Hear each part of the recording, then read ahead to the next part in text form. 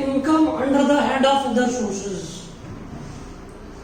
बच्चों income under the head of other sources एक छोटा टॉपिक है, क्योंकि अदर सोर्सेज का बहुत सारा पार्ट हम बाकी चैप्टर पढ़ते पढ़ते कवर कर चुके थे। जैसे आपने देखा कुछ पार्ट मैंने सैलरी में पढ़ाया था अदर सोर्सेज का, जैसे फैमिली पेंशन होती थी, इंटरेस्ट होता था जो हमको अनरिकॉग्नाइज्ड प्रोविडेंट फंड पे मिलता था। ठीक, तो हम लोगों ने हाउस प्रॉपर्टी में भी पढ़ा, सबलेटिंग ऑफ हाउस प्रॉपर्टी। ठीक, तो बहुत सारी जगह हम लोग अदर सोर्सेज के बारे में पढ़ते आ रहे थे। तो अदर सोर्सेज के अंदर जो भी इनकम हमारे पास, टोटल कितनी इनकम होती है, चार हेड में टोटल जो इनकम टैक्स नहीं होती वो पांचवें हेड में टैक्स होगी। कोई इनकम अगर फर्स्ट 4 हेड में टैक्स नहीं होती है, सैलरी में टैक्स नहीं होती, हाउस प्रॉपर्टी में भी टैक्स नहीं हो रही, बिजनेस में भी टैक्स नहीं हो रही और कैपिटल गेन में भी टैक्स नहीं हो रही, तो उसे उठाकर अदर सोर्सेज में डाल देंगे। तो अदर सोर्सेज के अंदर वो इनकम टैक्स होती है जो फर्स्ट 4 हेड में टैक्स नहीं होती। तो मैंने आपको नोट्स दे रखे हैं, ग्रुप पर मैंने नोट्स भेजे, आपको उसी से पढ़ना है। ठीक है, तो पेज नंबर फर्स्ट पर देखिए आप लोग, कहता है what are the income are taxable under the head of other sources. Income taxable under the head of other sources, section 56 कहता है if any income can not be tax in first 4 head, such income will be taxable under the head of other sources. कौन कौन सी income हो सकती है? Interest की income हो सकती है, मुझे डिबेंचर पे इंटरेस्ट मिल गया, मैंने पैसा बैंक में जमा करा, मुझे उस पर इंटरेस्ट मिल गया। कोई डिविडेंड इनकम आ सकती है, कैजुअल इनकम गैम्बलिंग आ सकती है, गिफ्ट मिल सकता है, फैमिली पेंशन हो सकती है, पेमेंट रिसीव्ड हो सकती है अंडर कीमैन इंश्योरेंस पॉलिसी जो कि एम्प्लॉय नहीं है, एम्प्लॉय के अलावा कोई और व्यक्ति कीमैन के पैसे रिसीव कर लेता है। Income from owning and maintaining of race horses, forfeiture of advance money. ठीक, ये फॉरफीचर ऑफ एडवांस मनी मैंने तुम्हें पढ़ाया था, कैपिटल गेन के अंदर मैंने तुम्हें पढ़ाया था कि हम लोगों को एडवांस मनी मिलती है घर खरीदने के लिए। कोई व्यक्ति घर हमसे खरीदना चाहता है, हम उससे एडवांस टोकन मनी ले लेते हैं और वो व्यक्ति बैकआउट कर जाता है तो हम उसके पैसे जब्त कर लेते हैं। उन पैसे को सेक्शन 51 के अंदर हमारे पास हम लोग देकर चल रहे थे, उसे हम लोग टैक्सेबल कहाँ करते हैं? अदर सोर्सेज के अंदर टैक्सेबल दिखा देंगे यहाँ। उसके बाद देखो हमारे पास क्या कह रहा है, कहता है हमारे पास कैपिटल गेन में 51 बोला था मैंने सेक्शन, अदरवाइज अब ये 56 के अंदर आके टैक्स होने लग गया। इनकम फ्रॉम अनडिस्क्लोज्ड सोर्सेज, मैंने तुमसे पूछा कि भाई बता दो तुम्हारी इनकम कहाँ से हुई, तुमने बोला मुझे नहीं पता, तो हम उस इनकम को उठाकर अदर सोर्सेज के हेड में डाल देंगे। Any other income which is not taxable under first 4 head. ठीक, पहला क्वेश्चन हो गया। तो ये पहला तुम्हें याद रखना है कौन कौन सी इनकम है। लगभग ये 10 इनकम मैंने पढ़ाई कि ये इनकम हमारी अदर सोर्सेज में टैक्सेबल हो जाती है। सेकंड क्वेश्चन पढ़े, कहता है discuss the deduction allowable under section 57 of income tax act. मेरी बात सुनना, इनकम जब भी तुम अदर सोर्सेज की इनकम निकालोगे तो इनकम निकालते हुए जो अदर सोर्सेज की इनकम होगी वो 56 में टैक्स होगी। इस अदर सोर्सेज से रिलेटेड इनकम के कुछ खर्चे एक्सपेंसेस हैं, तो वो एक्सपेंसेस सेक्शन 57 में डिडक्ट हो जाएंगे। वो 57 में वो एक्सपेंसेस क्या हो जाएंगे? डिडक्ट हो जाएंगे। ठीक है, पढ़ो। While deduction allowable under section 57 बोलता है while computing income under the head of other sources, expenses incurred in connection with such income shall be allowed to deducted। उससे रिलेटेड कोई भी खर्चा होगा वो हमारा डिडक्ट हो जाएगा।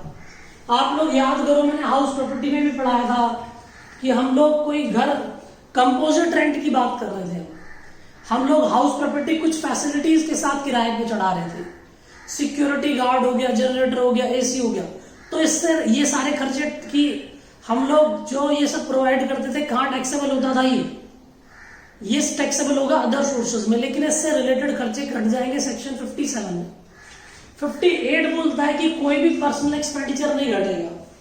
पढ़ो, कहता है while computing income of any personal expense shall not be allowed to deducted, and also no capital, and also in case of capital expenditure only depreciation allowed, सिर्फ depreciation allowed है।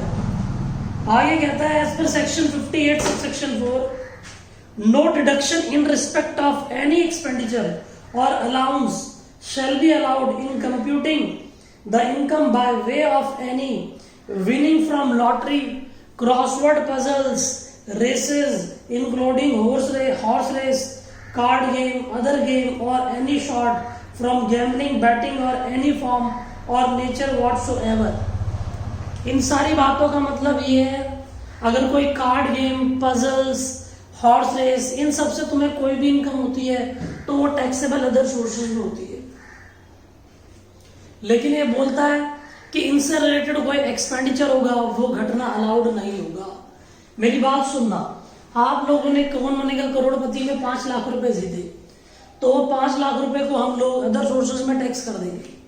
लेकिन तुम यहां से गए, तुम्हारा खर्चा हो गया, ट्रेन का खर्चा हुआ, आने जाने का एक्सपेंस हुआ, वहां होटल में रहने का खर्चा हुआ, वो एक्सपेंडिचर नहीं घटेगा। या आपने कोई लॉटरी टिकट खरीदा 10,000 रुपए का, लॉटरी निकल गई 1 लाख की, रियल में तो 90,000 बचे, लेकिन इनकम ग्रॉस बेसिस पे 1 लाख ही मानेंगे, 10,000 डिडक्टेबल नहीं है, एक्सपेंसेस गैम्बलिंग से नहीं घटेंगे। तो ये लिखा हुआ है, देखो मैं दोबारा पढ़ रहा हूं, क्या लिखा है पढ़ो। कहता है as per section 58 subsection 4 no deduction in respect of any expenditure or allowance shall be allowed in computing income by way of any winning from lottery से, crossword puzzles, races including horse race, card game, पत्ते खेल रहे हो कोई, और any game of any sort, कोई भी game जो चांसेस के होते हैं जिसमें 4 ऑप्शन, क्राउन बनेगा करोड़पति, और कोई गैम्बलिंग, कोई बैटिंग हो, और एनी अदर फॉर्म और नेचर व्हाटसोएवर। फॉर एग्जांपल पढ़ो, मिस्टर एक्स के पास लॉटरी का टिकट है 10,000 का, उसकी लॉटरी की इनकम 1 लाख की हो गई, लेकिन उसकी इनकम 1 लाख मानी जाएगी, 10,000 रुपए एक्सपेंडिचर अलाउड नहीं होगा। एक बहुत छोटा सा चैप्टर है, इसका अलग से क्वेश्चन नहीं आएगा, आ सकती है थ्योरी या फिर हमारे पास किसी क्वेश्चन के अंदर मिलकर आ जाएगा। हमारे पास बोलता है profit chargeable to tax section 59, कहता है if assessee has claim any expenditure while computing income and subsequently he has recovered the same amount so received recovered shall be considered to be income of the year in which amount has been recovered। हमारे पास देखो इस बात का क्या मतलब था, इसने बोला कि हमारे पास कोई खर्चा हमने करा, जैसे मान लो मैंने कोई बैंक के अंदर सर्विस चार्ज दिए, सर्विस चार्ज मैंने दिए, और ये कहता है कि हमारे पास असेसी ने वो एक्सपेंडिचर क्लेम कर लिया, बाद में वो सर्विस चार्ज बैंक वालों ने मान लो रिफंड कर दिए कि सर्विस चार्ज नहीं लगेंगे, तो वो मेरी इनकम हो जाएगी, जिस ईयर में भी रिसीव हो जाएंगे। तो हम लोग आगे चले और उसे हम अदर सोर्सेज में ले जाते हैं। फैमिली पेंशन बच्चों में तुम्हें पढ़ा चुका हूं, सैलरी का चैप्टर रेफर करोगे आप, मैं फैमिली पेंशन पढ़ जरूर रहा हूं इसमें से, लेकिन मैं तुम्हें पढ़ा चुका था। फैमिली पेंशन सेक्शन 56 के अंदर हम लोग पढ़ चुके। फैमिली पेंशन हमने सैलरी के चैप्टर में पढ़ा दी थी जब पेंशन पढ़ रहे थे। मैंने बोला जब एम्प्लॉय की डेथ हो जाती है तो पेंशन के पैसे उसके फैमिली मेंबर रिसीव करते हैं, उसको फैमिली पेंशन बोलते हैं। जो व्यक्ति वो फैमिली पेंशन रिसीव करता है, टैक्स उसी को देना पड़ेगा under the head of other sources section 56। और सेक्शन 57 क्या बोलता था फैमिली पेंशन में, याद करो, फैमिली पेंशन में सेक्शन 56 में टैक्स होता था, फिर हम डिडक्शन भी देते थे सेक्शन 57 में। याद करो क्या थी डिडक्शन? डिडक्शन थी लीस्ट ऑफ द फॉलोइंग।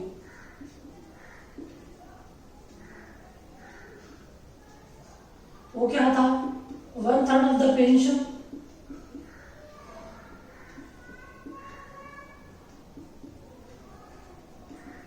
और दूसरा 15,000। इन दोनों में से जो भी कम होगा वो यहां से डिडक्ट होता था। आपको याद आ जाएगा, मैंने सैलरी में कराया था, सैलरी का चैप्टर मैं तीनों बैचों में पढ़ा चुका हूं। चलो भैया आओ पढ़ो। Regular payment given by the employer to the employee after retirement is called pension. It is taxable under the head of salary. After the death of employee, employer may pension to the family member. It is called family pension. It is taxable under the head of other sources. Deduction will be allowed under section 57 equal to the 1/3 of pension, maximum 15,000 रुपए। दोनों में से जो भी कम होगा। For example भी है, family pension 5,000 की मिल रही है। फैमिली पेंशन कितने की मिल रही है जी, 5,000 रुपए की फैमिली पेंशन मिल रही है। 5,000 रुपए पर मंथ है, और 5,000 पर मंथ मैं कर ही देता हूँ, छोड़ो इतना टाइम में लगाओ। 60,000 रुपए आगे फैमिली पेंशन के, 60,000 का 1/3 20,000 होता है। 15 और 20 में दोनों में से कम कौन सा है, 15,000 है, तो टैक्सेबल कितना हो गया, 45,000। वैसे ये क्वेश्चन मैं करा चुका हूं तुम लोगों को जब मैंने फैमिली पेंशन कराया था। ये अगला क्वेश्चन होमवर्क कर लेना, कोई दिक्कत वाली बात नहीं है इसमें। चलो अगला क्वेश्चन कर देता हूं, नहीं तुम लोग करोगे नहीं, तुम बोलोगे सर यही नहीं हुआ, जो दे दिया जाए तुमसे तो वही नहीं होता। आ जाओ मैं कर देता हूं।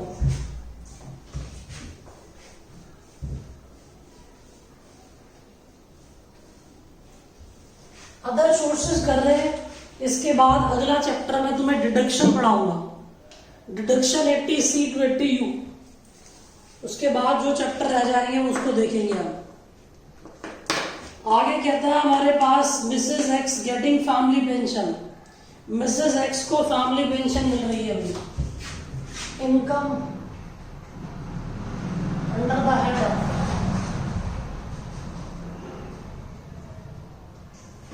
अदर सोर्सेज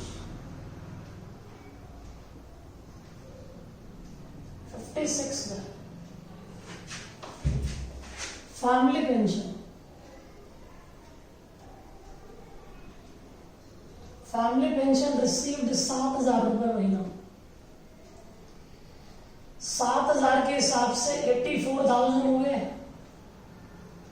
और माफ होता है हमारा लीस्ट ऑफ द फॉलोइंग।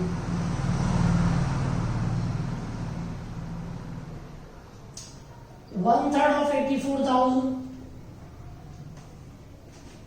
और 15,000 रुपए, दोनों में से कम 15,000 रुपए। सेक्शन 57 में 15,000 घटा दो, टैक्सेबल बता दो। उसके बाद एक और बात देखेंगे हम, 84,000 है, 15,000 घटा दिए 69,000।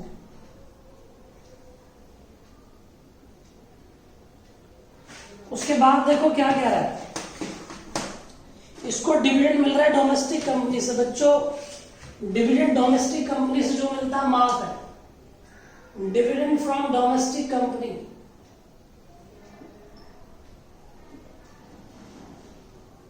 Domestic company exempt up to ₹10 lakh रुपए अंडर सेक्शन 10 सबसेक्शन 34, तो उसकी नो एंट्री होगी। आगे इसके पास लॉन्ग टर्म कैपिटल गेन भी है 389 का। उसके पास लॉन्ग टर्म कैपिटल गेन है, income under the head of capital gain.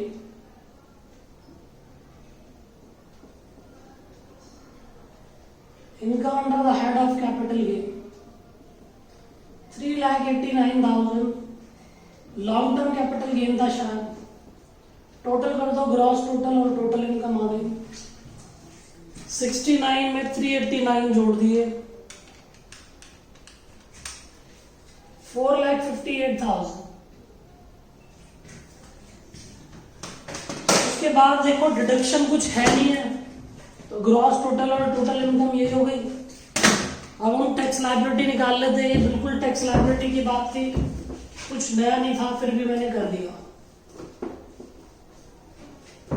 क्योंकि तुम में से कुछ बच्चों को मैं जानता हूं जो महादुष्टम से ये होगा नहीं। Computation of tax liability,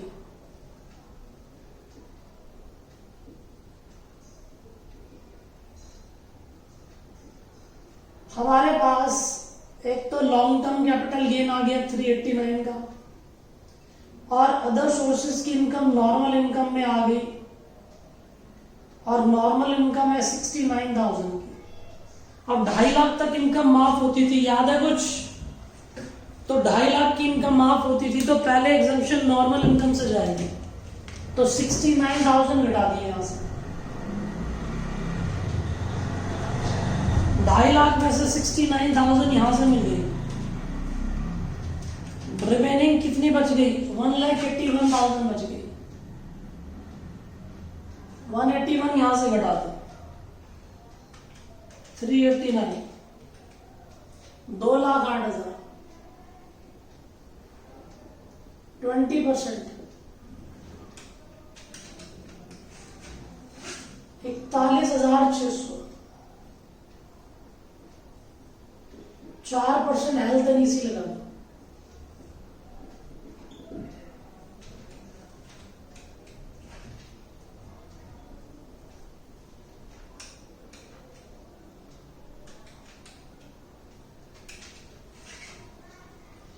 $43,264 round of कर देंगे।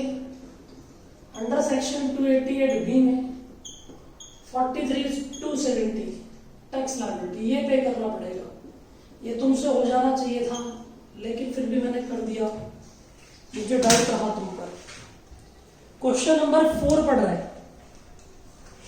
क्वेश्चन नंबर 4 पढ़ रहा है, एक बार इसे कॉपी करना, फिर 4 पर चलते। ज्यादा बड़ा नहीं है ये चैप्टर, मैंने बोला ज्यादा बड़ा चैप्टर है नहीं, हम इसे आज ही खत्म कर देंगे।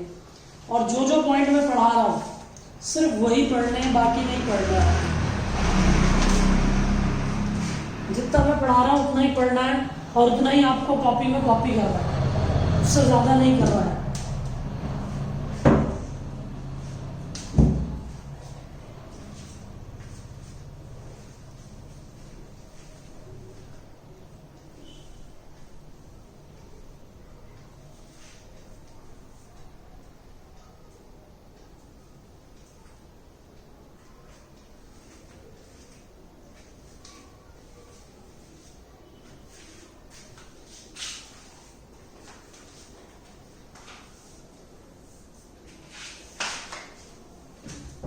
सॉल्यूशन तुम्हारे पास ऑलरेडी है, सिर्फ आप देख लो कि कैसे करा मैंने। अच्छा सॉरी, मैंने गड़बड़ कर दी एक, ये 64 है ना, तो 60 बनाएंगे, सॉरी, क्योंकि 5 या 5 से ऊपर की तरफ होता है तो हमने आगे की तरफ राउंड ऑफ करना होता है। ये मैंने आपको पहले बताया था, गलती से मैंने इसे 70 लिख दिया। अगला कहता है write a note on taxability of interest received on late payment of compensation from government. मेरी बात सुनो, कैपिटल गेन के अंदर मैंने तुम्हें सेक्शन 45(5) पढ़ाया था। भारत सरकार आपके घर को कंपलसरी एक्वायर कर लेती है, और कंपलसरी जब भी आपके घर को एक्वायर करती है वो कंपनसेशन उन्हें देना होता है सरकार को, लेकिन सरकार कंपनसेशन देने में डिले करती है। और जब वो कंपनसेशन देने में डिले करती है तो हम लोग उनसे ब्याज भी मांगेंगे।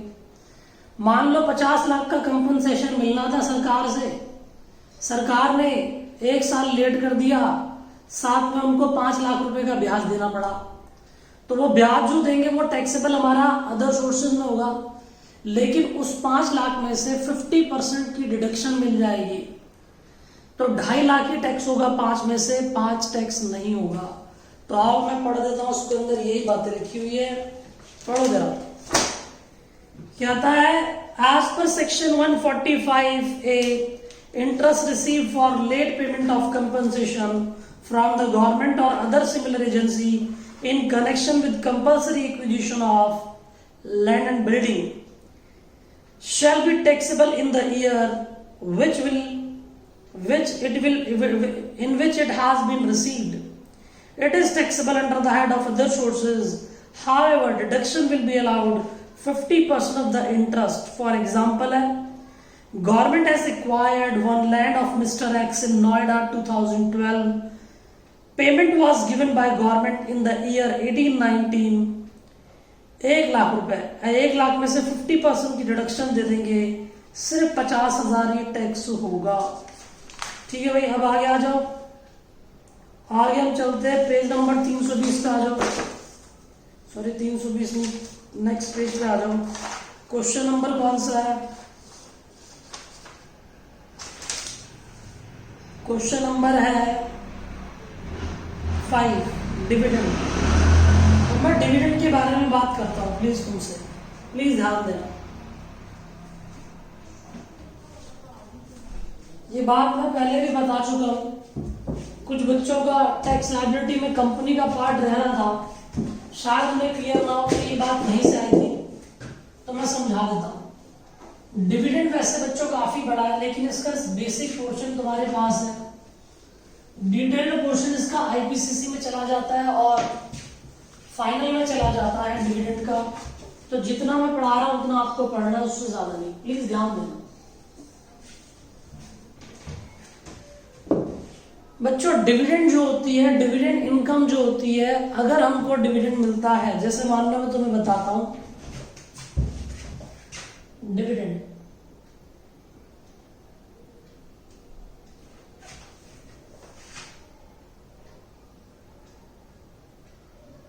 डिविडेंड इनकम मैं लिख रहा हूं, लिख लो आप भले।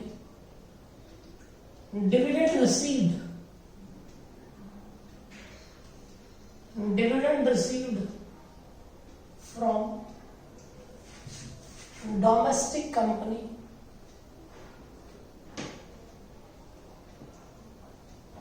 यानी कि Indian company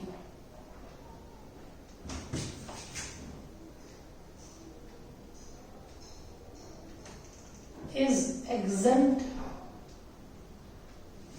from income tax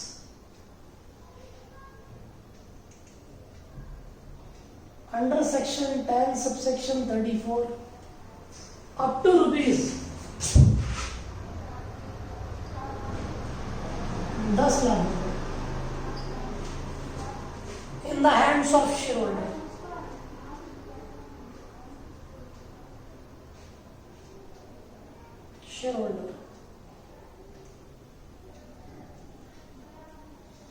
देखो डिविडेंड जो डोमेस्टिक कंपनी से मिल रहा है हमें, इंडियन कंपनी से, वो शेयर होल्डर के हाथ में माफ होता है अंडर सेक्शन 10 सबसेक्शन 34। ठीक है भाई, अप टू रुपीज 10 लाख रुपए, उससे ऊपर पे उसे टैक्स देना पड़ेगा। लेकिन यहां पर कंपनी को एडिशनल इनकम टैक्स देना पड़ता है। लेकिन अगर शेयर होल्डर को इससे 10 लाख से ज्यादा मिल जाए डिविडेंड, तो भाई उसे 10% के हिसाब से उसको टैक्स देना पड़ेगा। ठीक है भाई, आगे लिख लेते हैं इसे। But dividend exceeds rupees 10 lakh, then it will be taxable at the rate of 10%। 10% share holder के हाथ में टैक्सेबल हो जाएगा। 115BBDA under section 115BBDA। ठीक, आगे देखोगे Indian company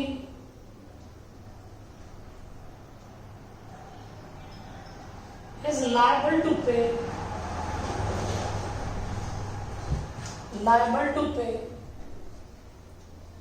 additional income tax। इसी को कॉर्पोरेट डिविडेंड टैक्स भी बोलते हैं। Corporate dividend tax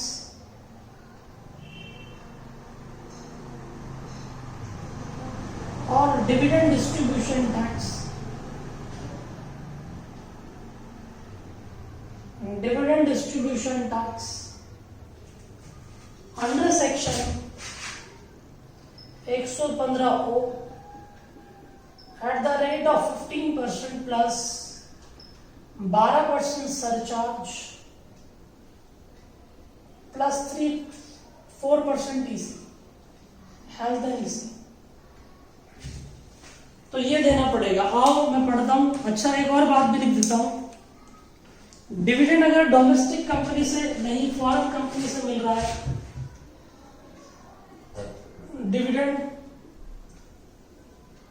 received from foreign company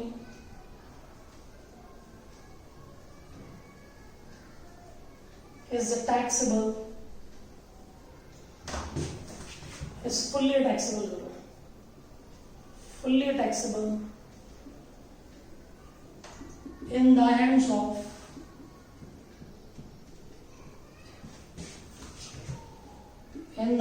of shareholder under the head of other sources, under the head of other sources। हम उसको अदर सोर्सेज में tax कर देंगे। देखो, डिविडेंड अगर डोमेस्टिक कंपनी, इंडियन कंपनी से मिला, माफ है, under section 10 subsection 34 in the hands of share holder, but dividend exceeds rupees 10 lakh रुपए, that it is taxable at the rate of 10% in the hands of share holder under section 115BBDA। लेकिन domestic company को additional income tax देना पड़ता है at the rate of 15% plus 12% surcharge 4% EC। आ जाओ, हम पढ़ रहे हैं।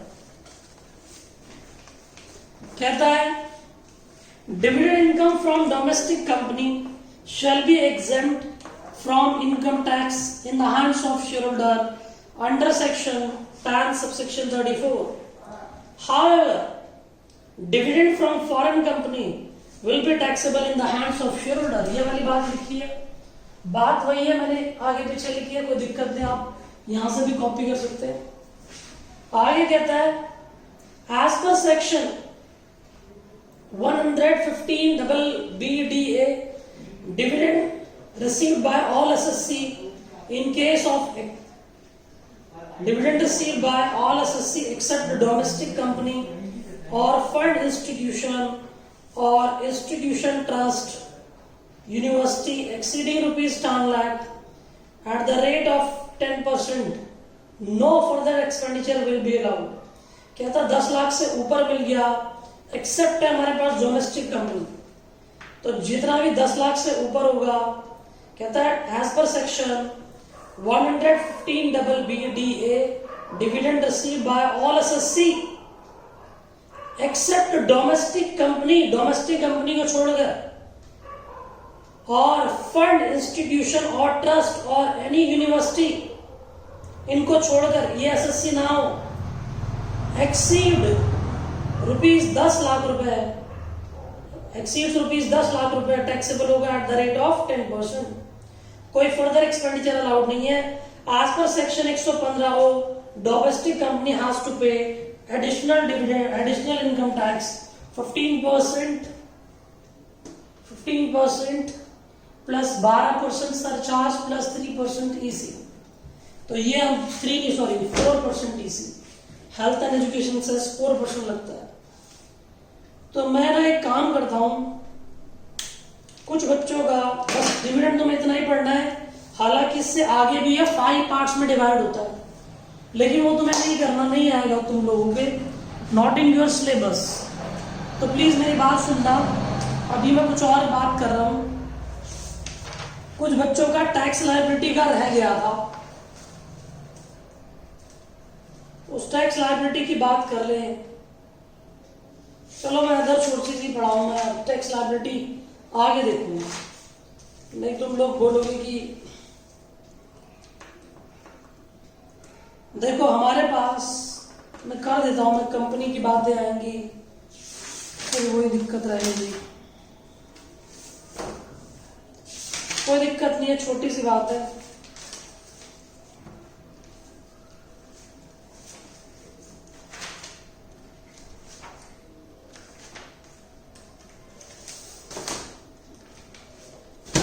वो अभी हो जाएगा तो हो ही जाएगा, नहीं तो वो छूटता रहेगा, उसका भी कोई यूज नहीं है, और वो हो ही जाना चाहिए।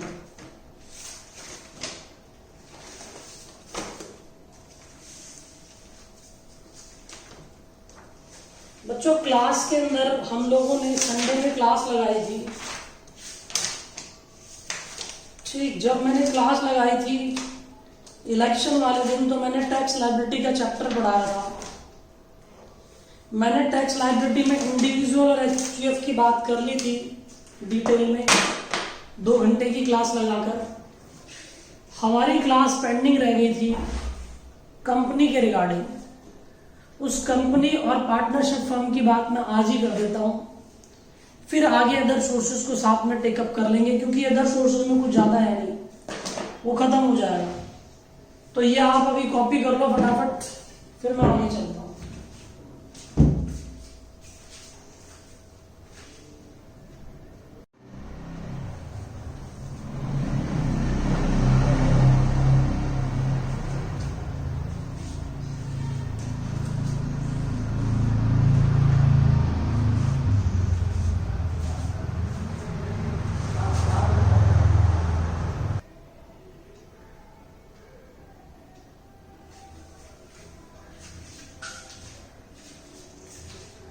इसी टॉपिक से कनेक्टेड बात करेंगे हम, ये पॉइंट यूज होंगे उसमें।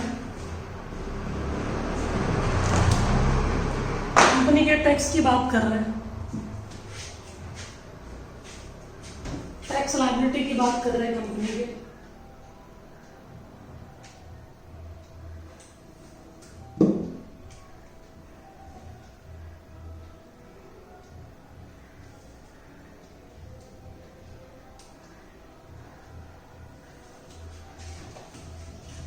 चले, देखो कंपनी का अगर कोई कंपनी के केस में लॉन्ग टर्म भी जो 112 में आता था 20% से टैक्स होगा, शॉर्ट टर्म 111 15% ही आएगा, इनमें कोई चेंज नहीं है। गैम्बलिंग जो है वो 30% ही होगी, जो कि 115 में आता था एट द रेट ऑफ 30%। अब इसके अलावा एक और बात देख लें, हमारे पास long term capital gain 112A में आता है, जिस पर एसटीटी की बात आती है, उस पर 10% लगेगा इन एक्सेस ऑफ ₹1,00,000। 1,00,000 से ऊपर होगा तो हमारे पास 10% लगेगा, किस पर, एसटीटी पे होता है। ये कॉपी हो गया होगा, मैं चलूं आगे।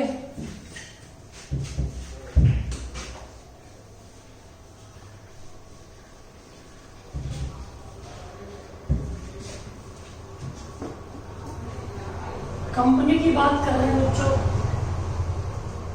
ये रेट है कंपनी की, आप कॉपी कर लो, बस रेट ये कोई दिक्कत वाली बात है। कंपनी के केस के अंदर अगर कंपनी इंडियन कंपनी है,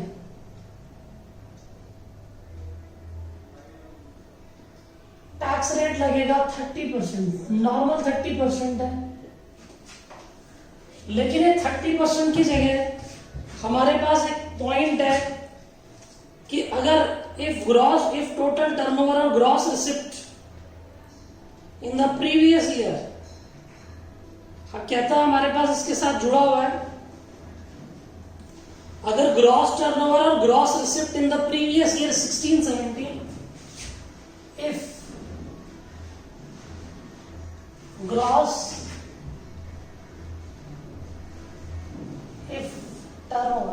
turnover और gross receipt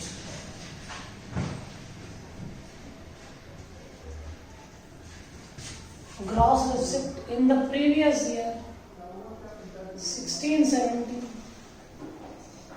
does not exceed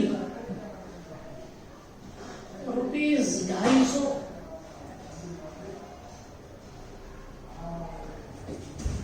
हमारे पास रुपीज 250 दे रखे 250 करोड़, तो हमारे पास टैक्स रेट जो है, देन टैक्स रेट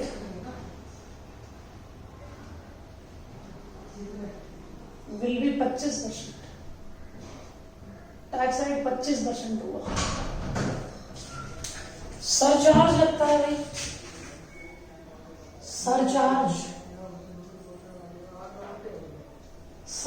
7% लगेगा if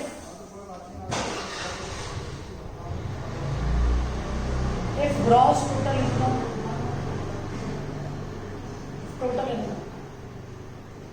if total income exceeding rupees 1 crore up to 10 crore, और सरचार्ज लगेगा 12%।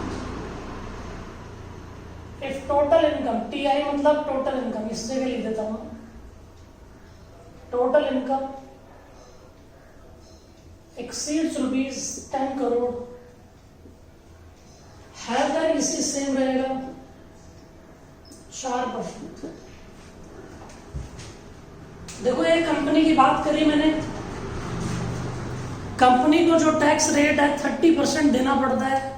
कंपनी के केस में स्लैब रेट नहीं लगा करते, 30% का टैक्स है, साथ में ये बात भी है, अगर टर्नओवर और gross receipt in the previous year 16-17 में डज नॉट एक्सीड 250 करोड़, ये हमारे अमेंडेड पार्ट था, वो 250 करोड़ से अगर एक्सीड नहीं होता तो हमारे पास हम टैक्स रेट 25% की जगह, नहीं सॉरी 30% की जगह 25% लगाएंगे। फिर सरचार्ज 7% लगेगा अगर टोटल इनकम 1 करोड़ से ज्यादा, और कितने तक है, 1 करोड़ से ज्यादा और अप टू 10 करोड़ तक है। 10 करोड़ से भी ज्यादा है तो 12%, 4% health and EC. Long term वैसे ही टैक्स होगा 20%, शॉर्ट टर्म 111 है 15%, गैम्बलिंग 30%। अगर लॉन्ग टर्म उस पर दिया जा रहा है एसटीटी, सिक्योरिटी ट्रांजैक्शन टैक्स, तो लॉन्ग टर्म 112A में चला जाएगा, 10% टैक्स लगेगा in excess of rupees 1 lakh. तो आप लोग इस रेट को कॉपी करें। इसके बाद में ये तो हमारा किसका पार्ट था, ये इंडियन कंपनी का पार्ट था, ये हमारा इंडियन कंपनी का पार्ट था। फॉरेन कंपनी का भी लिख देता हूं, ये रेट है, ये रेट ही याद रखने हैं आपको। फॉरेन कंपनी,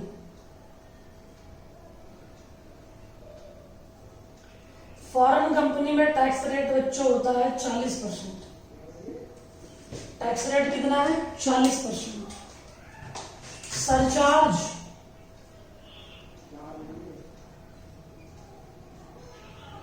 2% लगेगा। If total income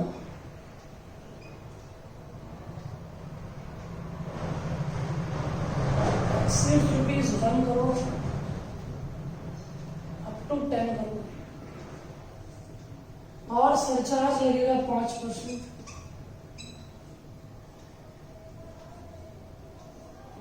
If total income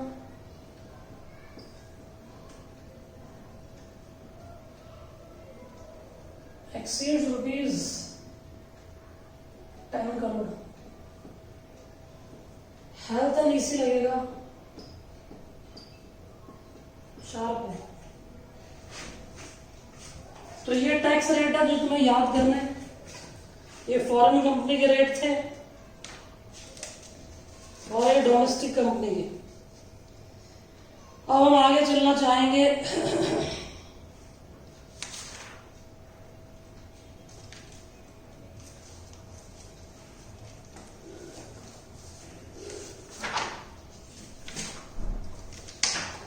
Indian company को एडिशनल इनकम टैक्स भी देना पड़ता है, वो मैंने तुम्हें अभी पढ़ाई दिया था। अब मैं एक क्वेश्चन करा देता हूं जिससे आपको पूरा क्लियर हो जाएगा।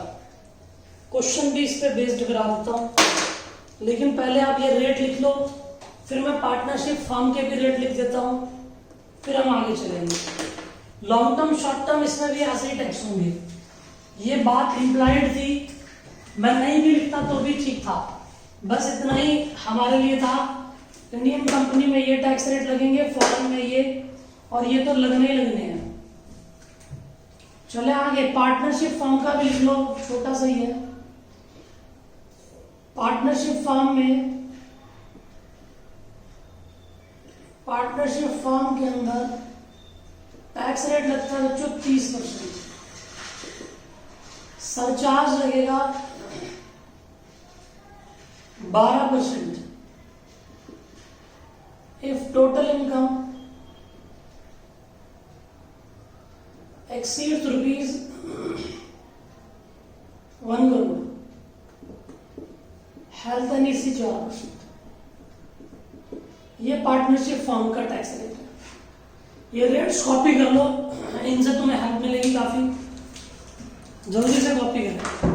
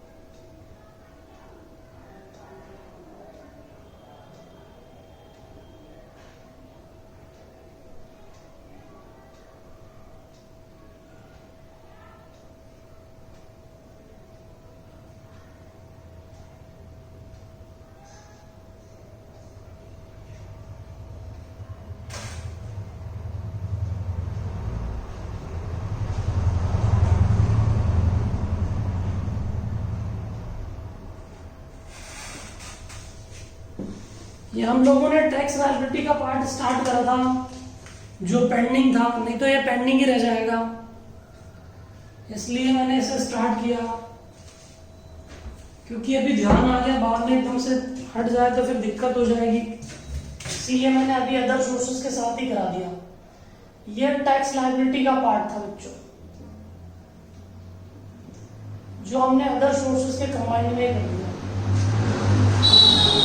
नहीं बचा हुआ था, बस इस पे बेस में तो मैं क्वेश्चन करा देता हूँ, तो आपको क्लियरिटी हो जाएगी।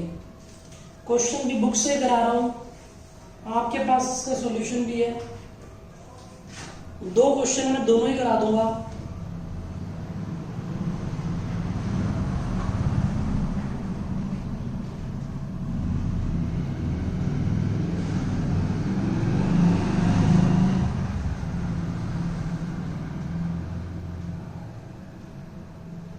पेज 321 पर है क्वेश्चन, पढ़ो। कहता है एबीसी लिमिटेड एक डोमेस्टिक कंपनी है, टोटल इनकम उनकी 80 लाख रुपए है।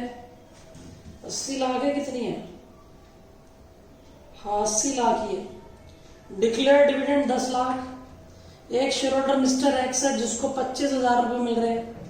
टैक्स लायबिलिटी कंपनी की निकालो, शेयर होल्डर की निकालो, कोई दिक्कत ही नहीं। आ जाओ करना स्टार्ट करते हैं।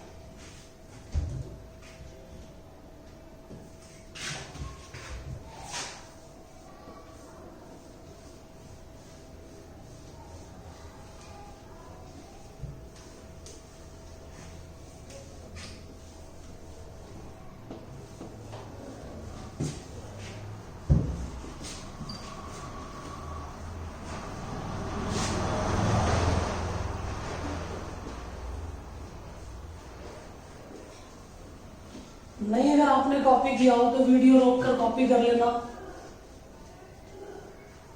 क्योंकि इसके रेट्स बहुत इंपॉर्टेंट है। ये क्लास मुझे लगानी थी, इनफैक्ट बहुत क्लास लगानी थी, लेकिन आप जानते ही हो हम लोग इमरजेंसी में फंस गए तो दिक्कत ही है, लेकिन स्टिल काम तो करना ही है हमें। पेज 321।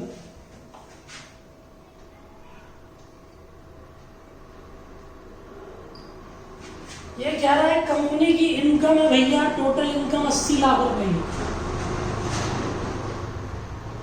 टोटल इनकम है 80 lakh.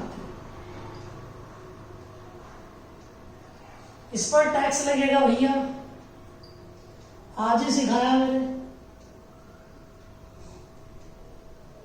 Computation of tax liability.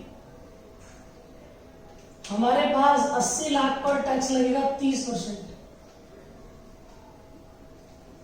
24 lakh आ जाएगा। सरचार्ज लग नहीं सकता क्योंकि 1 करोड़ से कम है। 1 करोड़ से ज्यादा होता तो सरचार्ज लगाते, ये 1 करोड़ से कम है, सरचार्ज लगेगा नहीं। हाँ, ईसी जरूर लगेगा।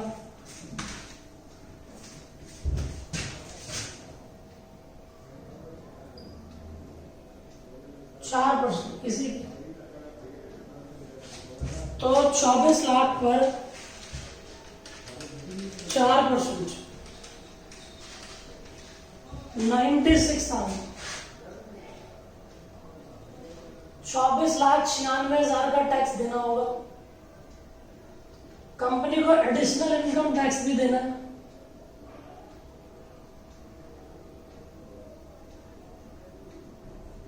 अंडर सेक्शन 115O में।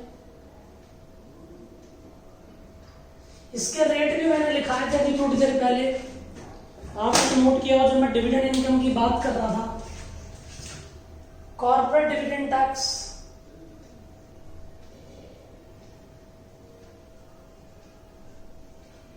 सुनो ध्यान से, डिविडेंड कितने का है?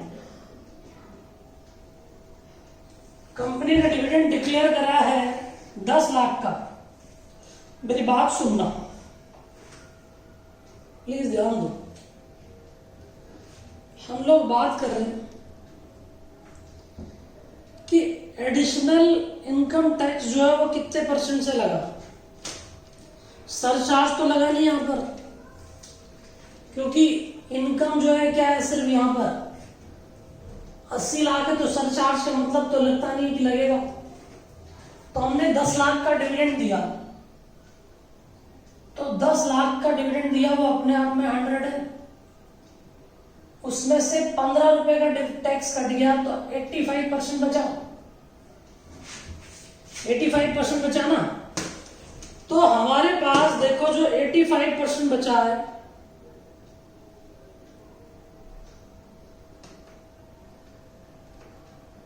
सरचार्ज कैसे? सरचार्ज, हाँ, अच्छा ठीक है भाई, देखो मेरी बात सुनो। हमारे पास जो है 10 लाख रुपए दिए इसके अंदर सरचार्ज तो इन्होंने दिया नहीं था, ओरिजिनल इनकम पर यहां पर तो नहीं लगा, लेकिन एडिशनल इनकम टैक्स में कोई कंडीशन नहीं है। There is no condition for the additional income tax for charging surcharge. वहां पर सरचार्ज लगना ही लगना है। एडिशनल इनकम टैक्स पर, डिविडेंड डिस्ट्रीब्यूशन टैक्स पर सरचार्ज लगेगा। तो मेरी बात सुनो, जो ये 10 लाख रुपए इन्होंने दिए हैं, ये 85% है अपने आप में 10% टैक्स काटने के बाद। तो 15% एडिशनल इनकम टैक्स का रेट है, तो 15% हमारा क्या होगा एडिशनल इनकम टैक्स। तो बताओ 10 लाख जो है हमारे पास अपने आप में 85% है, तो हमारे पास 15% कितना होगा? 1,76,470, यही है 1,76,470। तो यही आ रहा है 1,76,470। दोबारा सुनो बच्चों, तुम लोग शेयर होल्डर हो, मैं कंपनी हूं, मैंने तुम्हें 10 लाख रुपए दिए 15% काटने के बाद। तो मैंने जो 10 लाख रुपए दिए 15% डिडक्ट करने के बाद, तो ये आफ्टर डिडक्टेड अमाउंट 85% है। तो 15% कितना होगा वो निकाल लिया, बात खत्म। ठीक है, 10 लाख रुपए जो तुम्हें मिले वो 85% है, इसको डिवाइड करा तो 1% का अमाउंट निकल गया। जब 1% का निकल गया तो 15 का निकाल लिया। अब सरचार्ज में इसका 12% दे दूंगा, ये लगना ही लगना है। 12% सरचार्ज, इस पे 12%। तो 1,76,470 पे 12% होगा 21,176 रुपए प्लस 1,76,470 1,97,646। इस पर हेल्थ एंड ईसी लगा दो 4%। 4% हेल्थ एंड ईसी,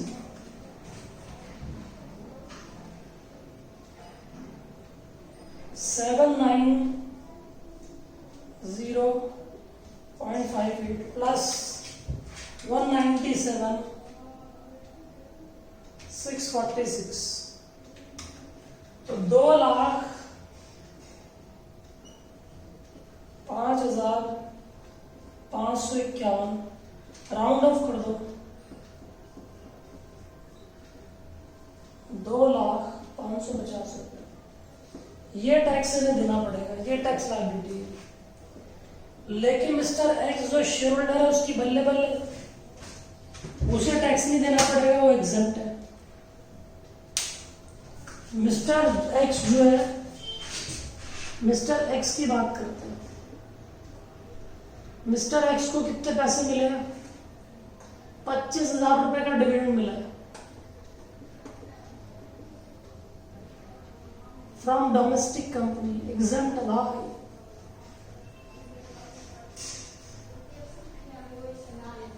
ये एग्जम्प्ट है अंडर सेक्शन 10 सबसेक्शन। रेट्स को एक बार पढ़ना, मेमोराइज करना, फिर करना, समझ आएगी बात। आपकी प्रैक्टिस के लिए मैं एक क्वेश्चन और करा देता हूं उसका, फिर हम आगे चलेंगे। एबीसी लिमिटेड, एक क्वेश्चन और कर रहा हूं, फटाफट कॉपी कर लो इसे, फिर हमें अदर सोर्सेस की बात करनी है।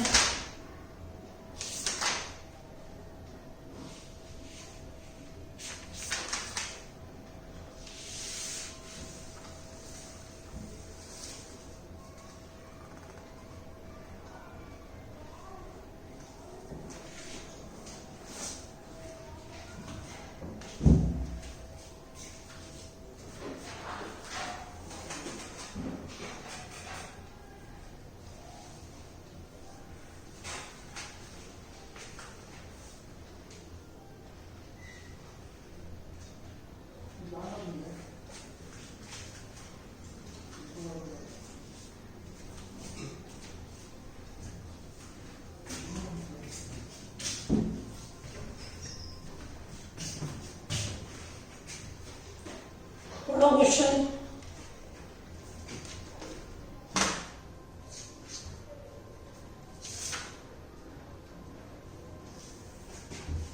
क्या कह रहा क्वेश्चन देखो एक बार।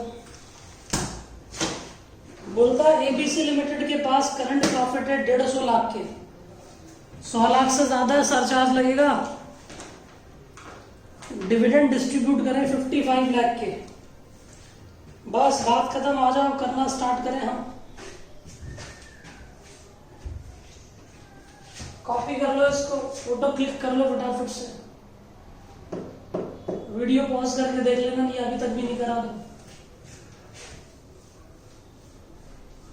एक और एग्जांपल कर रहे हैं भैया,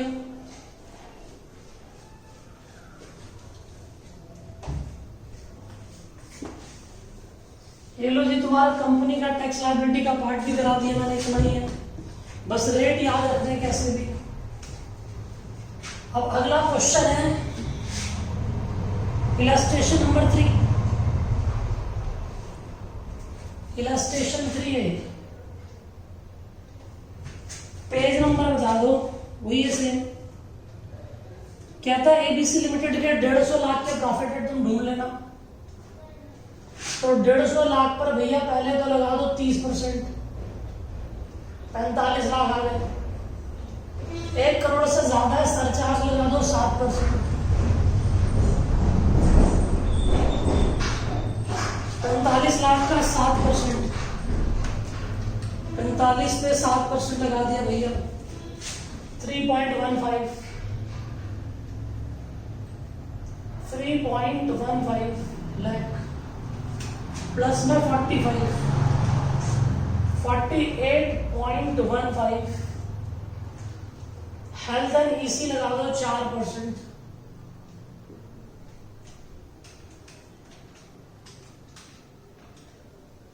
$1.926 48.15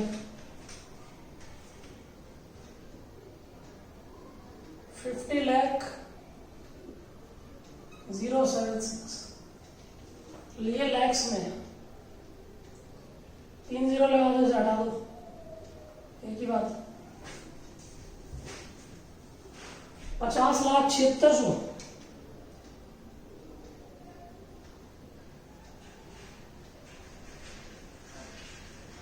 कैलकुलेशन गलत करिए क्या हमने?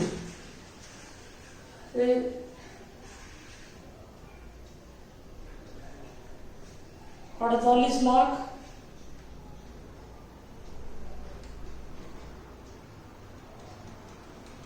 150 लाख पे 30%, हमारा गलत है इनका गलत।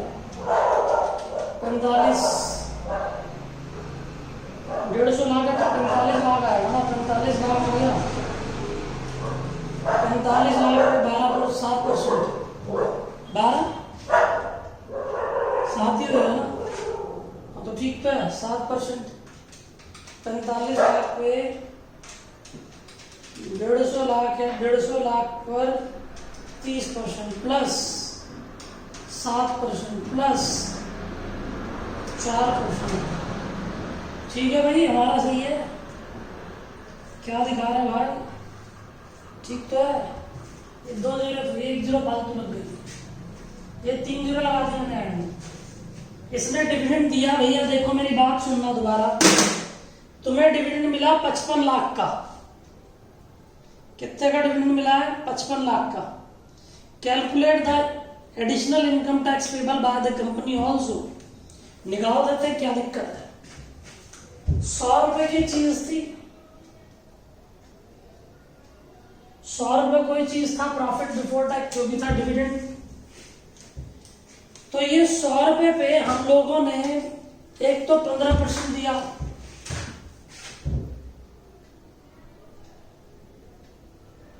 ठीक है, 15% तो लगा लो हमारा टैक्स का पार्ट था। इस पे 12% सरचार्ज था, तो 15 पे 12% 1.8 हुआ, 16.8 हो गया।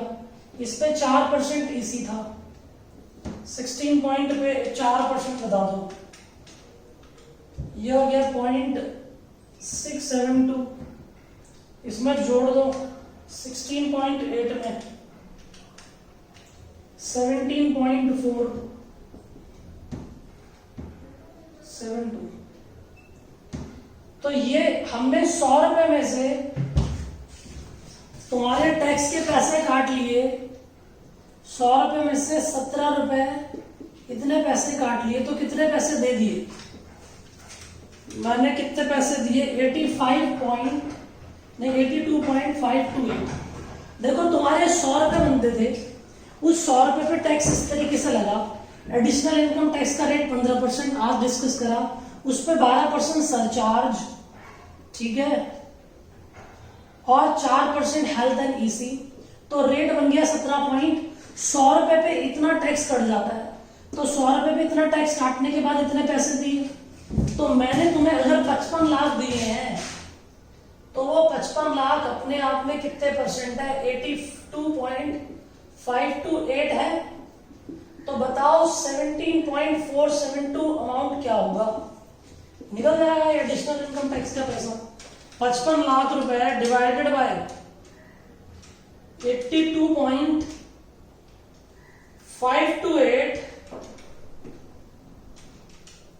55 लाख है, 55 लाख डिवाइडेड बाय 82.528 इनटू में 17.472।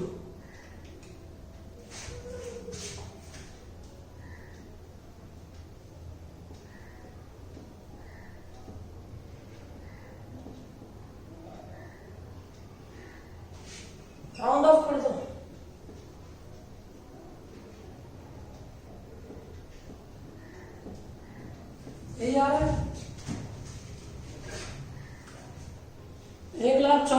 1400। हाँ उन्होंने 10 रुपये वैसे कर लिए, मैंने राउंड ऑफ कर दिया, मेरा पॉइंट में आ रहा था, चलो मैं पूरा लिख देता हूँ। तुम कहोगे सर नहीं कैलकुलेशन में मिस्टेक हो रही है, लो 5 से कम है 0 बना दो, कोई दिक्कत नहीं है। आगे समझने वाली बात देखो दोबारा से, फिर हम आगे चलते हैं। भाई साहब 100 रुपए की इनकम पर 15 रुपए का एडिशनल इनकम टैक्स, 12% सरचार्ज, 16.8 पर इतना, 100 रुपए में से इतने पैसे टैक्स काट कर तुम्हें इतने दिए, मैंने तुम्हें 55 लाख दिए, जो कि अपने आप में 82.528 है आफ्टर टैक्स। तो टैक्स के पैसे कितने होंगे, इसको इससे डिवाइड करा, ये आफ्टर टैक्स का अमाउंट है। तुम्हें टैक्स काट के पैसे दिए तो ये इतना है, यूनिटरी मेथड से ये 1% के लिए निकल गया, टैक्स का रेट कितना था 17.472, तो निकल कर आ गया, बात खत्म। जल्दी कॉपी करें, फिर मैं पार्टनरशिप फर्म का एक छोटा क्वेश्चन कर देता हूं, फिर मैं आगे चलता हूं।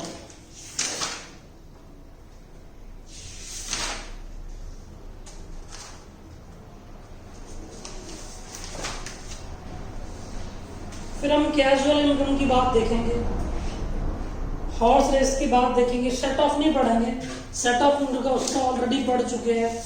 मैंने बोला ना जो मैं पढ़ा रहा हूं सिर्फ उतना पढ़ना है, बाकी नहीं पढ़ना, क्योंकि हम कवर कर चुके हैं। तो ये कॉपी कर लो फटाफट से।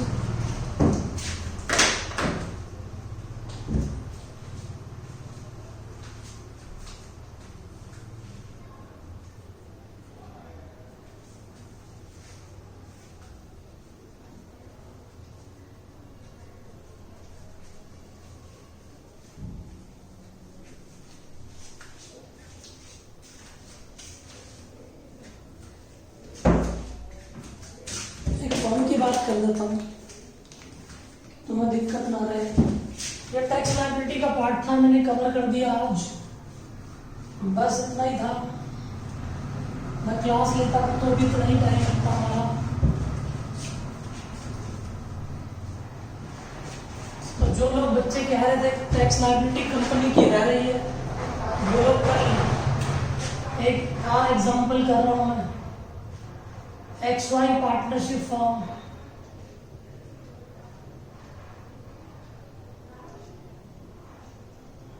has total income 200 lakh, compute tax liability, कोई दिक्कत नहीं है, रेट याद होना चाहिए, कोई बात ही नहीं है। तो 200 लाख पर टैक्स लगा दो 30%, 60 लाख, सरचार्ज 12%, 1 करोड़ से ज्यादा है 7.2,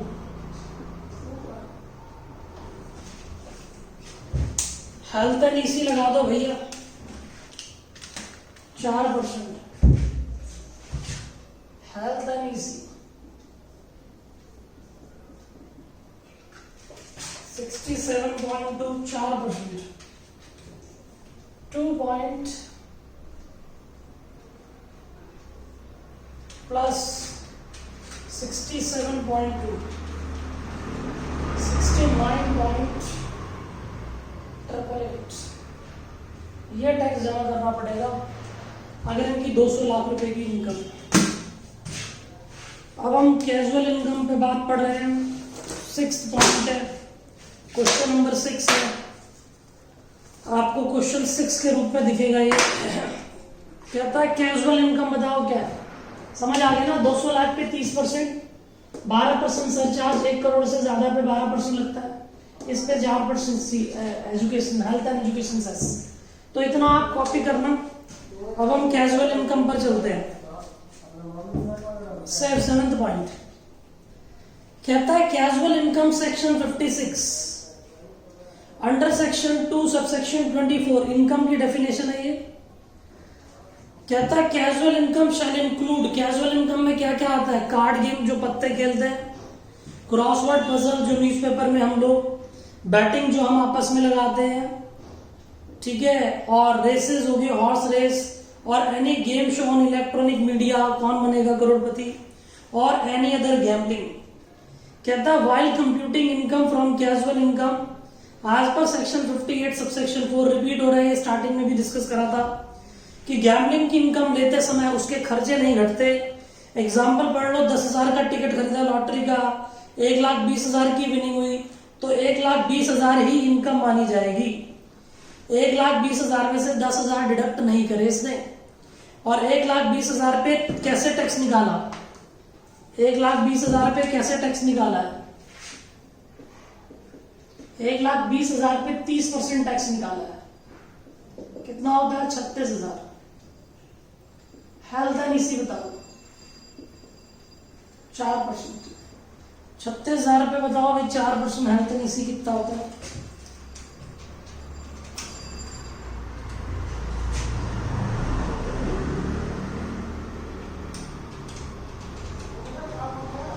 ये टैक्स ठीक है। Since no expenditure is allowed, ये रिपीट हो रही है बातें। कैजुअल इनकम गैम्बलिंग को हम 30% से टैक्स करते हैं। चले आगे 7th पॉइंट पढ़ रहे हैं, income from owning and maintaining race horses. बच्चों मेरी बात सुनना, मैंने सेट ऑफ पढ़ाया था उसमें, set off and carried forward में owning and maintaining race horse के बारे में बात करी थी मैंने। अगर मान लो मेरे पास ओनिंग और मेंटेनिंग रेस हॉर्स की इनकम है तो उस इनकम को हम अदर सोर्सेज में टैक्सेबल कर देंगे और इनकम नॉर्मल मैनर में टैक्स होगी। पढ़ो, income from owning and maintaining race horses section 56 कहता है if any person has income from owning and maintaining race horses such income will be taxable under the head of other sources and will be taxable in the normal manner and normal rate, मतलब slab rate से tax होगी। इस पे 30% नहीं लगेगा, ठीक है। उसके बाद ये सेट ऑफ की बात कर रहा है, सेट ऑफ में तुम्हें ऑलरेडी पढ़ा चुका हूं। आगे चलो 7th पॉइंट हो गया, 8th पॉइंट पढ़े हम। कहता है taxability of interest income section 56। आप लोग चेक करते रहना कि मैं कौन कौन सा पॉइंट पढ़ रहा हूं। क्वेश्चन नंबर 8 है, क्वेश्चन नंबर 8 में बोलता है any interest income taxability of interest income section 56। मेरी बात सुनो, कोई भी इंटरेस्ट जो होता है वो अदर सोर्सेज में टैक्सेबल होगा, लेकिन कुछ interest exempt from income tax होते हैं, वो दे रखे हैं। कह रहा है any income shall be taxable under the head of other sources, however some of the interest income shall be exempt from income tax under section 10 subsection 15। अगर interest हमको मिल रहा है कैपिटल इन्वेस्टमेंट बॉन्ड्स पर इशूड बाय गवर्नमेंट के कोई bonds है जिस पर इंटरेस्ट मिला, कोई इंटरेस्ट मिला relief bond issued by RBI, कोई post office saving bank account पर हमको ब्याज मिल रहा है, ठीक है भाई, to the extent of 35 per year, 3500 per year तक, उससे ऊपर टैक्स होगा। और आगे कहता है इन ज्वाइंट अकाउंट के अंदर 7,000 पर ईयर तक, पोस्ट ऑफिस में तुम्हारा खाता है और ब्याज 3500 रुपए तक का है तो वो माफ है, लेकिन 3500 से ऊपर है तो टैक्स है। ज्वाइंट अकाउंट में 7,000 तक। और any other interest notified under section 10 subsection 35। आगे 9th पढ़ रहे हैं, explain the taxability of interest dividend income UTI and mutual funds. मेरी बात सुनना, हम लोग यूटीआई के म्यूचुअल फंड्स वगैरह खरीदते हैं तो हमारे पास किसी पर्सन को कोई इंटरेस्ट या डिविडेंड मिल रहा है, वो माफ है अंडर सेक्शन 10 सबसेक्शन 23D। पढ़ो, if any person has received any interest और डिविडेंड फ्रॉम यूटीआई, कहता है notified under section 10 subsection 23D such income will be exempt from income tax। लेकिन यूटीआई और म्यूचुअल फंड को एडिशनल इनकम टैक्स देना पड़ेगा eight the rate of 25% plus 12% surcharge plus 4% EC, जो हमने भी पढ़ा था वैसा ही है, बस रेट में वेरिएशन है पढ़ना। कहता है if amount is distributed to any other person rate will be 30%। ये ऊपर जो रेट था 25%, ये सिर्फ उनके लिए है अगर हमने इंडिविजुअल और एचयूएफ को दिया है, ठीक। और अगर किसी और को दिया है इंडिविजुअल और एचयूएफ के द्वारा तो 30%, 12% और 4% सेम हो जाएगा। Explain taxability of income letting out of building along with furniture fixture etcetera. बच्चों मैं तुम्हें ये करा चुका हूं। हाउस प्रॉपर्टी के अंदर मैंने तुम्हें कंपोजिट रेंट पढ़ाया था।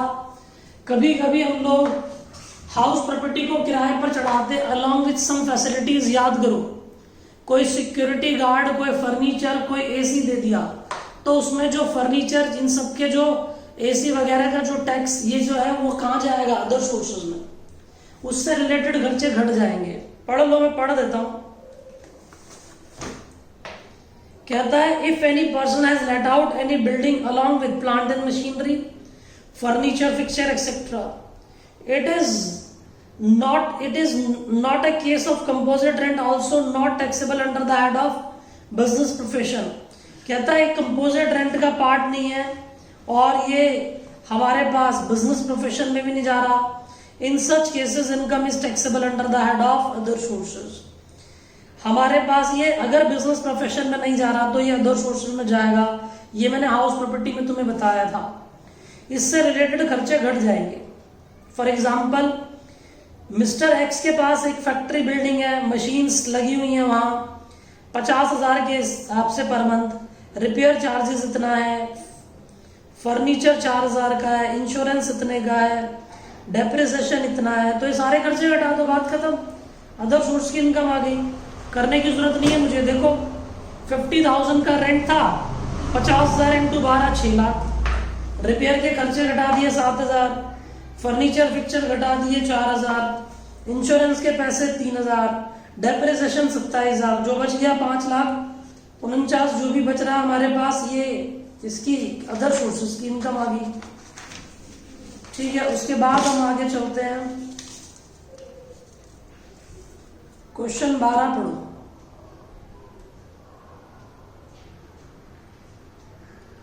12 की बात देखिए, फिर उस पर 13 देखेंगे। जो मैं बोल रहा हूं सिर्फ वही पढ़ना है।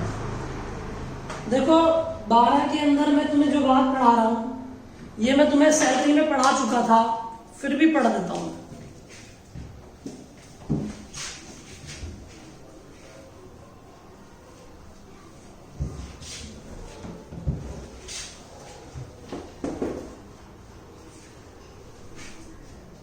देखो, अगर मैं रतन टाटा की बात करूं,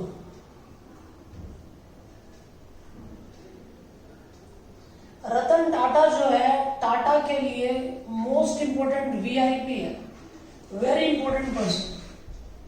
अगर इस व्यक्ति को कुछ हो जाता तो कंपनी दिक्कत में आएगी। तो कंपनी ने बोला कि ये हमारे की मैन है और इन की मैन का हम इंश्योरेंस करा लेंगे। इन की मैन का हम क्या करा लेंगे? इंश्योरेंस करा लेंगे। तो जो ये की मैन का इंश्योरेंस हमने करा लिया, उसके बदले में इंश्योरेंस कंपनी को कंपनी जो है प्रीमियम देगी। ये इंश्योरेंस कंपनी है,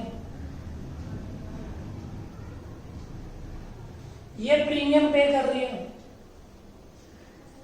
ये प्रीमियम एक्सपेंस है किसका? टाटा कंपनी का। तो टाटा कंपनी इस प्रीमियम एक्सपेंस को पीएनएल में डेबिट कर देगी। कल को मैच्योरिटी पर ये पैसे मिल जाते हैं तो इसको क्रेडिट करके इनकम दिखा देगी बाय कीमैन इंश्योरेंस। लेकिन कभी कभी इस कीमैन के पैसे टाटा ने रिसीव कर लिए, हालांकि वो एम्प्लॉई है, डायरेक्टर है, तो भी क्या हो गया? एम्प्लॉय, एज ए एम्प्लॉय काम कर रहे हैं।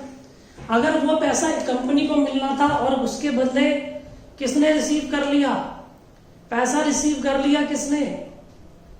उस एम्प्लॉय ने रिसीव कर लिया, तो वो सैलरी में टैक्स हो जाएगा। देखो दोबारा सुनो, दोबारा बताता हूं, आप कंफ्यूज नहीं हुए। एक कंपनी है टाटा, टाटा के अंदर रतन टाटा जो है उसके की मैन है। इनको कुछ ना हो जाए तो कंपनी ने इनका इंश्योरेंस करा लिया, इंश्योरेंस कंपनी को प्रीमियम दिया, पीएनएल में डेबिट कर दिया।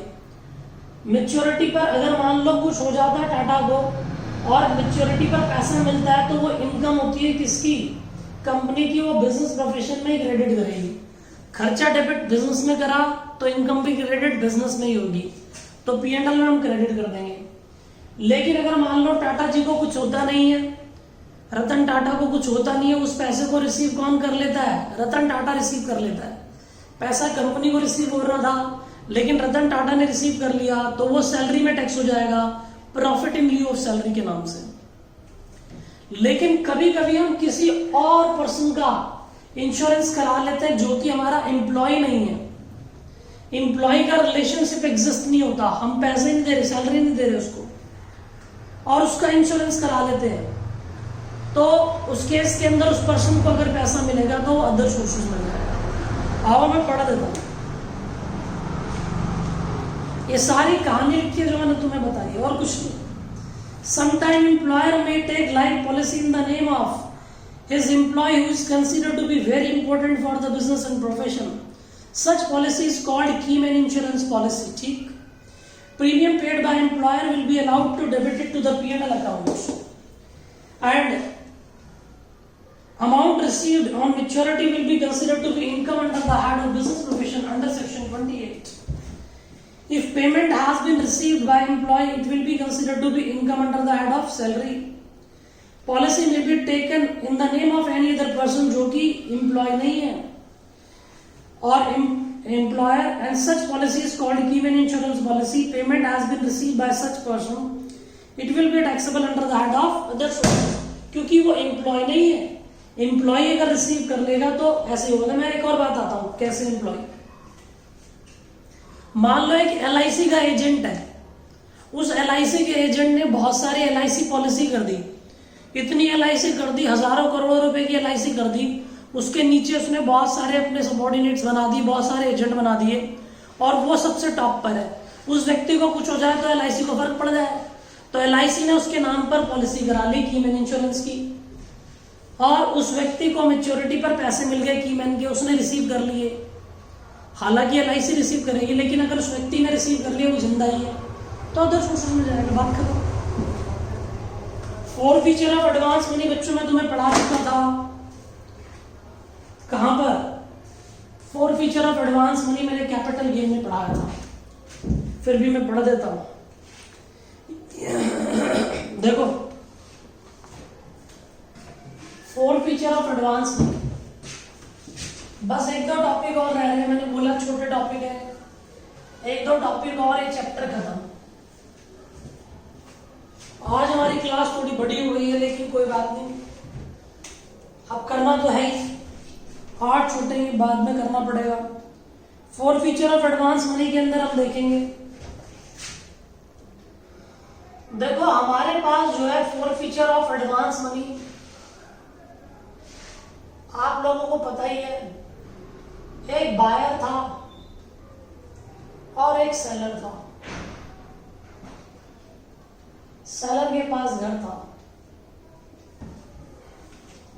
सेलर इस घर को कितने का बेचना चाहता है? 100 करोड़, 1 करोड़ का। बायर ने इसे टोकन मनी 10 लाख दे दी।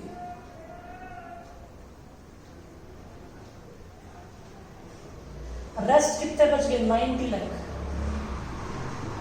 बोलता 2 महीने बाद दूंगा, लेकिन ड्यू डेट से पहले ही बायर मना कर देता है, मैं नहीं खरीदा घर।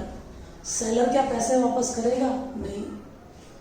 तो ये सेलर पैसे जब्त कर लेगा, इसको बोलते हैं four feature of advance money, और ये टैक्सेबल अदर सोर्सेज में होगी। आ जाओ पढ़े। If any person has entered into an agreement to sell any capital asset, some advance money was received but the buyer refused to purchase the capital asset, advance money was forfeited. In such cases, amounts so forfeited shall be considered to be income under the head of other sources. For example, Mr. X entered into an agreement to sell house property 50 lakh to Y, advance money 5 lakh रुपए receive कर लिए। Mr. Y refused to purchase the property, advance money was forfeited. In this case, 50,000 shall be considered to be income of Mr. X under the head of other sources. ठीक है, उसके बाद आगे चल रहे हैं हम। छोटे छोटे 2 टॉपिक और है, फिर हम चल रहे हैं आगे, कोई दिक्कत नहीं है।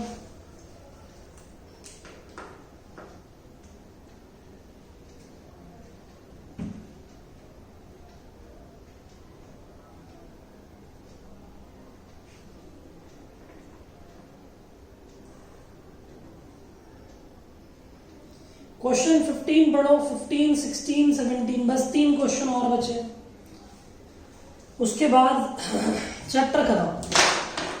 ये 3 टॉपिक और पढ़ने हैं बस।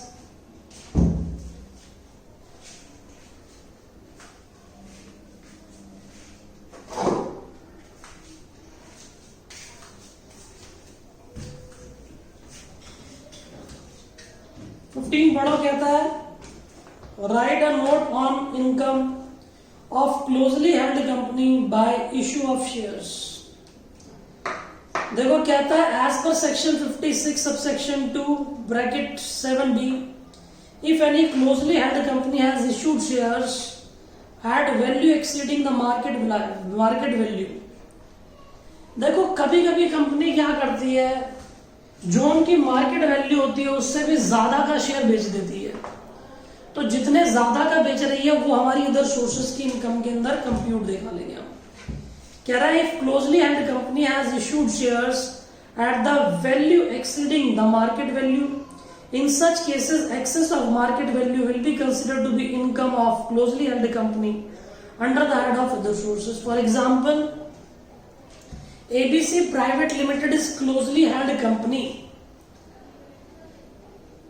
and market value 20, its market value 20 पर शेयर, बट कंपनी ने इसको इशू करा 100 का, तो 80 रुपए पर शेयर जो है इनकम कंपनी की हो गई और वो अदर सोर्सेज में टैक्स हो जाएगी।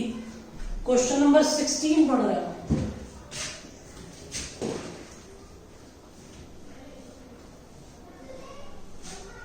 क्वेश्चन 16 बिल्कुल छोटा टॉपिक है बच्चों, ये करना जरूर है, छोड़ना नहीं है। Bond washing transaction. देखो बॉन्ड वाशिंग ट्रांजैक्शन क्या होती है, ध्यान से सुनना। थ्योरी में तुमसे पूछ सकते हैं। बॉन्ड वाशिंग ट्रांजैक्शन की बात कर रहे हैं 94 में। एक व्यक्ति क्या करता है, मेरी बात सुनना, मैं 2 व्यक्ति की बात करता हूं। ये मिस्टर राम है, मैं दूसरा मार्कर यूज कर दूं, जरा काम नहीं करता, कहां गया था मिस्टर राम।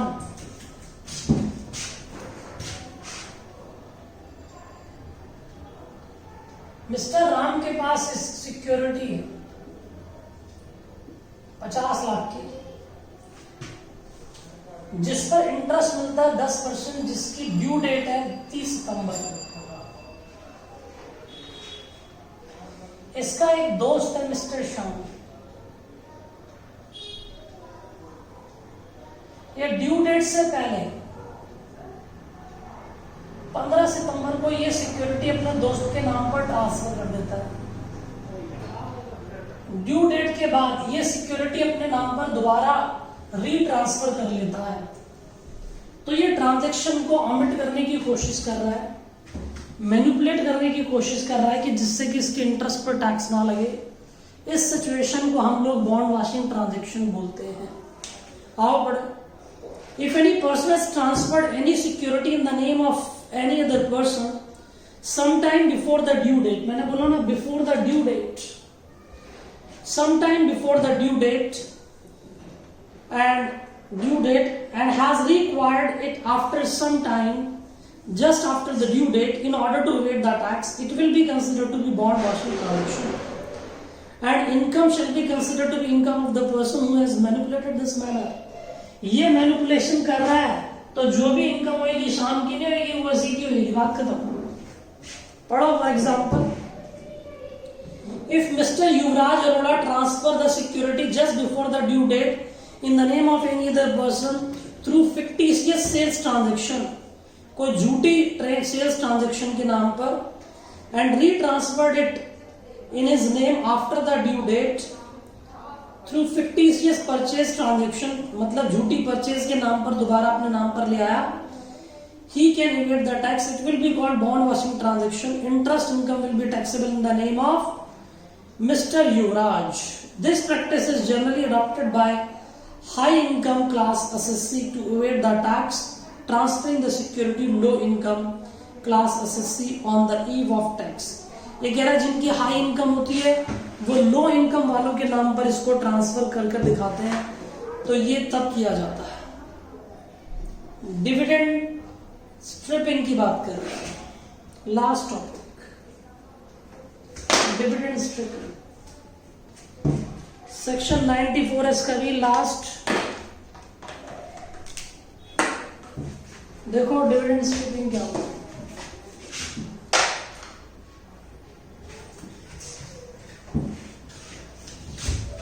एक एग्जाम्पल से समझाऊंगा आपको, फिर पढ़ेंगे।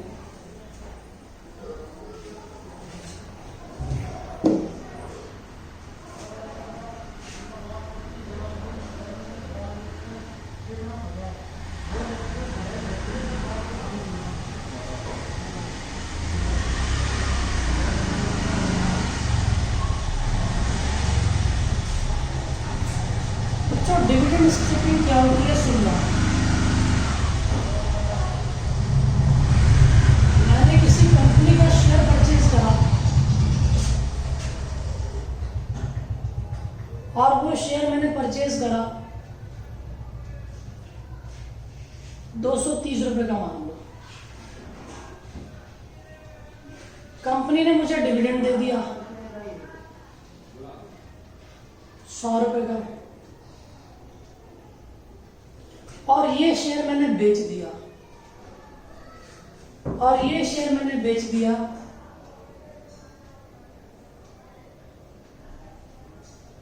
110 रुपए का। तो आप बोलोगे सर आपको लॉस हो गया। आप बोलोगे सर जी 230 का शेयर खरीदा था, 110 का बेचा, आपको 120 रुपए का नुकसान होगा। लेकिन नहीं बच्चों, मुझे 100 रुपए का डिविडेंड भी तो मिल गया। देखो 230 का शेयर खरीदा था, उसके रिगार्ड में मुझे 100 रुपए का डिविडेंड मिल गया, तो मेरे 130 ही तो बचे। 130 की चीज मुझे कितने में बिकी? 110 में। तो लॉस मुझे कितने रुपए का हुआ है? 20 रुपए का। तो ये लॉस को हम लोग सेट ऑफ कर लेंगे। इसी लॉस को हम क्या करेंगे? Set of. लेकिन अगर मैं इसी शेयर को 150 का बेचता तो लॉस ही नहीं होता। तो लॉस ही नहीं होता। मेरी बात सुनो, 230 का शेयर था, 100 रुपए का डिविडेंड मिल गया, तो 130 रुपए की वैल्यू बच गई, और 130 की चीज जो 150 की बिक रही है, देयर इज नो लॉस। 20 रुपए का कैपिटल गेन हो गया। तो इसी के अंदर ये बात पढ़नी आओ। As per section 94, if any person buys any security or units within a period of 3 months prior to the record date से 3 महीने पहले, such person sells the security within a period of 3 months after such date, उस date के 3 महीने बाद उस security को बेच देता है। and such units within a period of 9 months, और यूनिट्स को 9 मंथ के अंदर after such date the dividend or income such security or unit received or received by a person is exempted, then loss, if any, arising therefrom shall not be allowed to set off and carried forward. But if loss is more than the amount income, in such cases excess will be allowed to set off. ये बात यही कह रहा है जो मैंने तुम्हें बताई है। आओ फॉर एग्जाम्पल पढ़े इसका भी। मिस्टर एक्स के पास इक्विटी शेयर थे 1 लाख के, एबीसी लिमिटेड के, 1 नवंबर 2018 को कंपनी ने डिक्लेयर करा डिविडेंड 10,000 का, ठीक, और इसने इसको सिक्योरिटी को बेच दिया 1,08,000 का। बिल्कुल यही देख लो, अमाउंट में फर्क है। अब मेरी बात सुनना, 1 लाख की चीज थी, 10,000 का डिविडेंड मिल गया, कितने का बिका है? 1,08,000 का। तो भाई साहब लॉस ही है, प्रॉफिट है तो 18,000 रुपए का। कहता है मिस्टर वाई रिसीव्ड डिविडेंड 10,000 रुपए का from the company on 31 December 2018। He sold the share.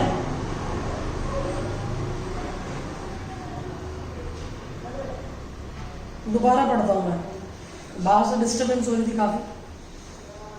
Mister x जो है सिक्योरिटी परचेज करता है 1 लाख रुपए की, ठीक। कंपनी ने 10,000 रुपए का डिविडेंड डिक्लेयर कर दिया 31 दिसंबर 2018 को, ठीक है। मिस्टर एक्स ने शेयर सोल्ड कर दिए मिस्टर वाई को, कितने के? 1,18,000, 1,08,000 के। मिस्टर वाई को रिसीव हुआ डिविडेंड 10,000 का 31 दिसंबर 2018 को। ही सोल्ड द शेयर 1,08,000, नहीं 1,01,000, तो इसको लॉस कितने का? 7,000 का। उसको सेट ऑफ कैरिड फॉर, बिल्कुल सही बात है। देखो मेरी बात सुनना, इसके अंदर मिस्टर एक्स को नहीं मिला, मेरी बात सुनना, मैं तुम्हें बताता हूं। 1 लाख के शेयर थे, 1 लाख के शेयर जो थे मिस्टर एक्स ने मिस्टर वाई को बेच दिए, कितने के? 1,08,000 के। तो भाई साहब इसको तो नुकसान हुआ ही नहीं, किसको नुकसान नहीं हुआ? मिस्टर एक्स को 8,000 का फायदा है। डिविडेंड डिक्लेयर हो गया था, डिविडेंड डिक्लेयर हुआ, रिसीव मिस्टर वाई को हुआ 31 दिसंबर को। तो एक बात बताओ, इसने 1,08,000 का खरीदा था, 1,08,000 में से इसको 10,000 का डिविडेंड मिल गया, तो 98,000 की चीज 1 लाख कितने? 1,01,000 में बिक रही है, तो इसको 3,000 का 7,000 का लॉस कहां से हो गया भाई?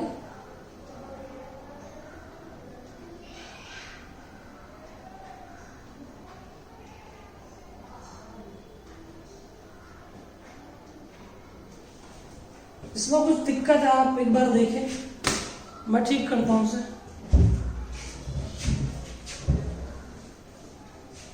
देखो भाई प्लीज समझना ध्यान से।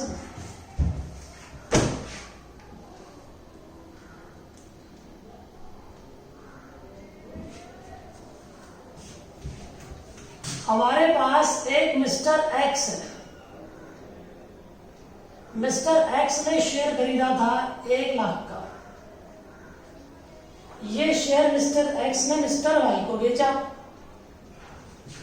और मिस्टर वाई को कितने का बेचा? 1,08,000 का। ठीक, डिविडेंड डिक्लेयर हो गया था, मिला नहीं था, तो यहां पर इसको तो लॉस ही नहीं है, यहां कोई लॉस ही नहीं है, यहां तो गेन है कितने का? 8,000 रुपए का। किसको? Mister x. मिस्टर एक्स ने फर्दर ये शेयर बेचा 1,01,000 का। मिस्टर किसी और व्यक्ति को मिस्टर जेड लगा लो, तो ये 11 मुझे 7,000 का नुकसान है, तो क्या ये 7,000 का लॉस है इसे? नहीं, क्योंकि मिस्टर वाई, भाई तुमने डिविडेंड भी तो रिसीव करा है, और डिविडेंड कितने का रिसीव करा है तुमने? 10,000 का, और 10,000 का डिविडेंड रिसीव करा है, तो देयर इज नो लॉस। एक बार फिर बताता हूं मैं तुम्हें, अभी डिस्टर्बेंस के कारण थोड़ी दिक्कत हो रही थी, बाहर से आवाज बहुत आ रही थी, प्लीज ध्यान देना। आप इसकी थ्योरी पढ़ना, लेकिन वही बात जो मैंने स्टार्टिंग में बताई थी उस पर ध्यान दोगे, आपको क्लियर होगा। मिस्टर एक्स है जिसके पास एक सिक्योरिटी है 1 लाख की, वो सिक्योरिटी अपने दोस्त को 1,08,000 की बेचता है, लॉस नहीं है, 8,000 का गेन है। डिविडेंड डिक्लेयर हुआ, लेकिन मिस्टर एक्स को नहीं मिला। मिस्टर वाई को डिविडेंड मिल गया, और मिस्टर वाई ने ये 1,08,000, 1,01,000 का बेचा, और ये बोल रहा है मुझे लॉस हो गया।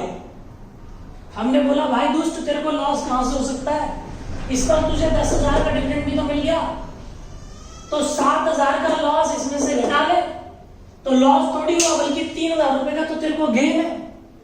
बात समझ आई? तो इसको लॉस नहीं है, रेदर इसमें से इसको 3,000 रुपए बचे हुए, अभी भी गेन है से 3,000 रुपए। नहीं समझ आ रहा? एक बार और बच्चों, मैं पढ़ा रहा हूं डिविडेंड स्ट्रिपिंग। एक व्यक्ति रिकॉर्ड डेट से 3 महीने पहले कोई शेयर खरीदता है, बेच देता है। उस सिचुएशन के अंदर कुछ इस तरीके से बातें होंगी।